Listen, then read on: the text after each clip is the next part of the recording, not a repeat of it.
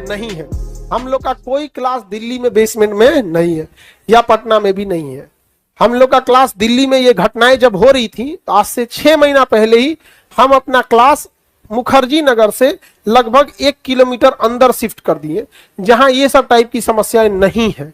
लेकिन ये जो घटना हुई है बहुत दुखद घटना हुई। अब देखिए हम तो कहेंगे अब देखो ये जो नहीं पानी उनी घुस गया यहाँ पे, अब इसमें या तो गवर्नमेंट को एक एरिया लोकेट कर दे कि इस एरिया में अपना कोचिंग चला लो लोग, कोई नॉर्म्स बना दे।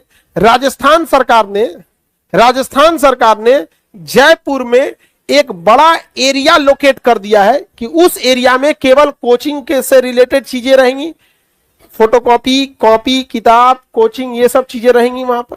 सो डेट उससे एक ये भी है कि कितना रेंट रहेगा।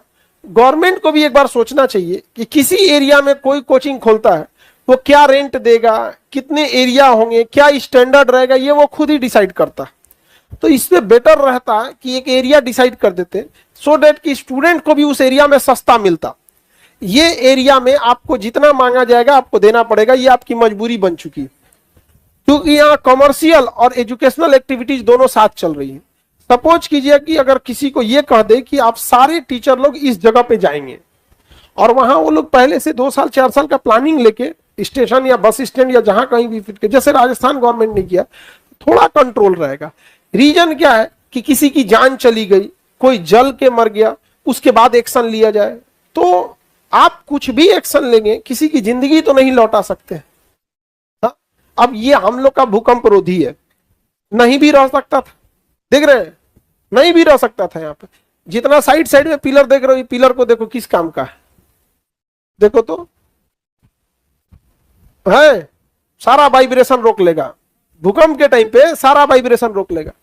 नहीं हो देते हम पिलर, नहीं देते तो क्या चलता, एल्वेस्टर रखना था तो पिलर पे भी, लोहे के गाटर पे एल्वेस्टर रखा जाता, एकरा पे काहे रखते, नहीं समझे। तो ये डिपेंड करेगा कि हम कितने जागरूक है कितने नहीं। और कोई घटना हो जाएगी, हम और आप चाहे जितना भी नियम कानून बना दे, किसी की जिंदगी तो नहीं लौटा सकते। कितनी अजीब चीज हो गई है यहाँ पे। हाँ?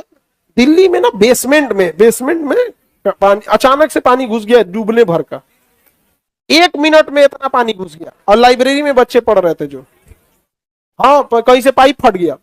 अब लोग कह रहे हैं कि उसके ऊपर कोई 4 व्हीलर वाला चढ़ा दिया, पाइप पुराना था फट गया। अब ये एग्जैक्ट वो लोग जाने लोग यहाँ पे, अब हम लोग को तो एग्जैक्टली, हम लोग तो पटना में उतना का, अब जैसे पटना का खबर आएगा हम लोग को एग्जैक्ट पता चले। अचानक से पाइप फट गया और बेसमेंट तो नीचे होता है, पूरा भर गया, निकल भी नहीं पाए बच्चे।